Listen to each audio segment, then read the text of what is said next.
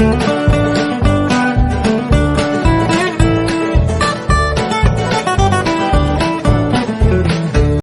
hey, what's going on everyone? Tommy here. Welcome back to another video. Today I'm gonna be watching some Storytime animated. Let's get into it. Growing up, my childhood was perfect. I lived in the ideal little neighborhood. Everyone there was my friend. The kids my age and I were always up to something exciting. We got almost anything we asked for because our parents were cool like that. We'd never heard of any burglaries or any type of crime in the area, so we had nothing to be afraid of. My school was the best, too. I'd heard a lot of kids hating school, but it was impossible for me to feel that way. I lived with my mom, dad, and little sister. We were better than any typical family from those unrealistic sitcoms like Full House. Our home was always filled with joy and laughter. When I look back on my childhood, that is what I remember. Just pure bliss. Until the worst night of my life. But before I continue, please don't forget to like the video and subscribe to this channel. The video is I've been in a coma for years and still know Doing anything. this will prevent you from having a night as horrible as the night that changed my life forever. When I was 10 years old, I was sitting in the living room playing with my new Nintendo DS when I thought I felt the floor shaking. I thought that maybe it was just a figment of my imagination, but after a few seconds, I knew it wasn't. My house began to shake furiously. The books flew off the shelves and the furniture started moving around. I was terrified, so terrified that I couldn't move. I was completely frozen. All I remember seeing after that was the chandelier falling off the ceiling and straight onto my head. I blacked out. "Darren! Darren!" I heard my mother scream. I wanted to respond, to let her know that I could hear her, but I couldn't. I could only hear the sounds around me. When I tried to talk, nothing happened. I began to hear sirens, then I felt myself being picked up and placed onto a stretcher. My mom, dad, and little sister were all crying. The hospital was cold, and I was terrified that I couldn't see anything. I tried so hard to open my eyes, but I just couldn't. I tried to fall asleep because if I couldn't respond to anything or communicate, I decided it would be best to not be awake. Every time I woke up and began to hear noises around me, I tried to fall asleep again. Hearing people cry about my condition was simply too depressing for me.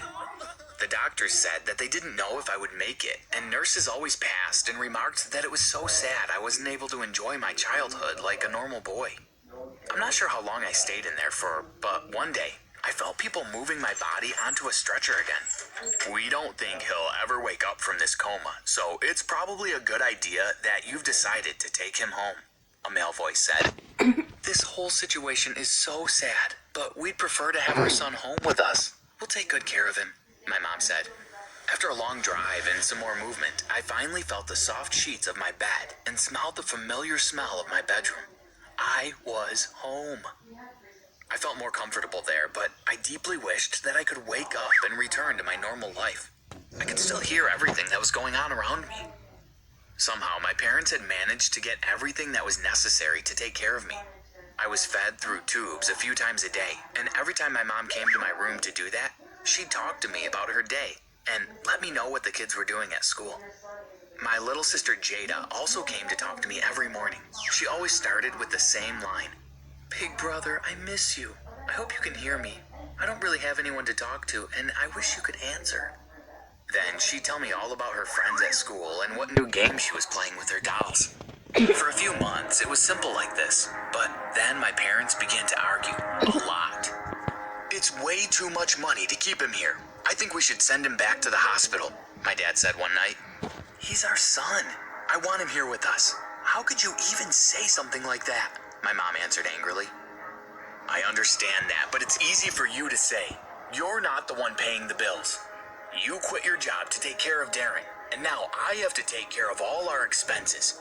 We simply can't afford it," he said, and then walked out of the room. Every single day, my parents would argue, and it was always related to money. But this isn't the worst of it all. One night, after everyone had already gone to bed, my mom came to my room to check on me. Her phone rang, and she picked up immediately. It was on speaker. "Hey, why are you calling me so late?" she asked. "I wanted to know how Darren's doing. Is he okay?" said a male voice I had never heard before in my life. Who could this possibly possibly be? He's fine. I just went to check on him. Don't worry, you'll get to meet him soon, my mom replied. Then she hung up. Who was he? Why did he want to meet me? Nothing made any sense, and it really annoyed me that I couldn't ask questions. I had to allow my curiosity to eat my soul. I tried to do what I always did when I felt annoyed in this state. I fell asleep and drifted off into my dreams. My parents continued fighting, and my little sister told me one night that it was making her sad. I wished I could hold her and tell her that everything was going to be okay. One morning, after my dad had left for work, I heard the doorbell ring downstairs. A moment after, I heard some footsteps, and then I heard my bedroom door open. There he is, said my mom. I can't believe I'm finally getting to meet him, a male voice replied. I recognized the voice as the same one I heard on the phone the other night. Do you think he'll ever recover? I wish I could talk to him and that he could talk back. I'm so sad that we missed out on all these years together, he said, his voice beginning to crack up. Well, you can talk to him. Maybe he can hear you. I'm not sure. Sometimes I feel like he can hear me. I suppose it can't hurt to take a chance, my mom replied. The man walked closer to me and held my hand. Son, I'm so sorry that we're meeting under these circumstances. I learned about you when you were 6 years old, and I didn't want to disturb your happy life. Your mom was already married to Bill, and you all seemed so happy, he said. My heart jumped. He was my real father? Darling, I hope you can forgive me for keeping this from you for so long. I cheated on Bill just before I became pregnant with you. I took a paternity test, and it revealed that this man you're meeting today, Dean, is your real father, my mom said. If I could have spoken, I would have screamed at both of them. How could she have done such a thing? It was a lot for me to deal with, and it really didn't help that I couldn't speak to anyone about it. The days passed by, and my real dad, Dean, continued coming to visit me. He'd always hold my hand and tell me lots of stories, like, when I was 19, I joined the military. I was really scared of everything around me, but I just needed an escape from my own family. I lived with my grandparents, and they didn't like me very much. Anyway, I wasn't cut out for the army at all. I was sent home after a few months because they found me to be completely useless. Sometimes he was pretty funny. He tried to tell me jokes, and he would try to describe beautiful places to me. He tried to explain what it was like to go fishing, how to build a doghouse, and how to ask a girl on a date. He taught me some life lessons while I was lying there lifelessly in a coma. I began looking forward to his visits. I felt comfortable around him, and Bill, the man I believed to be my father for all these years, rarely ever checked on me. Of course, Dean never came over when Bill was around, until one evening, and I believe that this was completely accidental. Bill had been on a business trip, and he wasn't supposed to return for another few days. Dean had asked my mom if he could come over that night, and she agreed.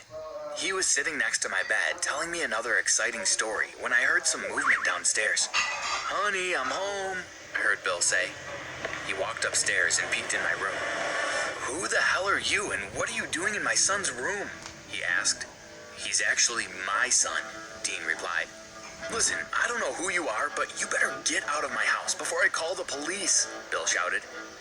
Guys, please, don't fight. I can explain. Bill, I'm sorry I never told you this before, but he's right. Dean is Darren's biological father. He's been coming to meet him almost every day while you're away. I didn't tell you because I knew you'd be mad, my mom said, trying to create peace.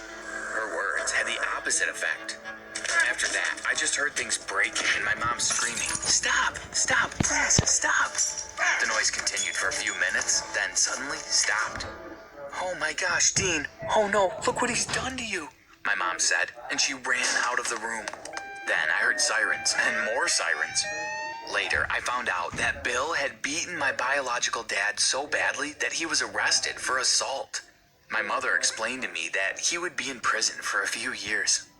Dean stopped coming to visit, but I figured it was because he was at the hospital recovering from the beating. My mom came to my bedside one night crying. Your father is in jail and I need to get a job so I can take care of you. I feel so helpless, like I have nowhere to turn. I just want you to remember that I'll always love you. The next day, she came to my room in the morning to feed me breakfast, and when I heard her voice again, it was night. She told me she found a job at a small grocery store, but she wouldn't be making much money to take care of me and my sister. It seemed that every day got worse and I was all alone in my bed. Just as I began to give up hope, I heard my mother's voice. Darren, your father has recovered. He's moved to Australia, but he's filed for custody of you. I had no choice but to agree because I don't have enough money to take care of you. I'm so sorry I couldn't give you a better life. I promise we'll be together again someday. But for now, please be strong. I'm sure your dad will take wonderful care of you. I wanted to cry, but I couldn't. A few days later, I felt people moving my body. I heard myself on a plane, and I felt people take me off and wheel me through the airport. I fell asleep again because all the noise and movement became overwhelming. I slept, and when I woke up, everything was different. I opened my eyes and looked around. Oh my gosh, I thought, this is not a dream. My eyes are really open. Dad, I said. Dean came running towards me. You're awake! You're awake! I can't believe it. I'm so happy! He screamed. His wife and their 3 children all came into the room screaming. Son, welcome to the family. We hope you will love it here, he said. My life was about to change, but I was happy that I had awoken from my coma. Alright guys, this is the end of the video. If you enjoyed, make sure you hit that like button and subscribe with post notification. And join my Discord server. Link will be down below in the description. Bye. Hope you enjoyed this video. Peace.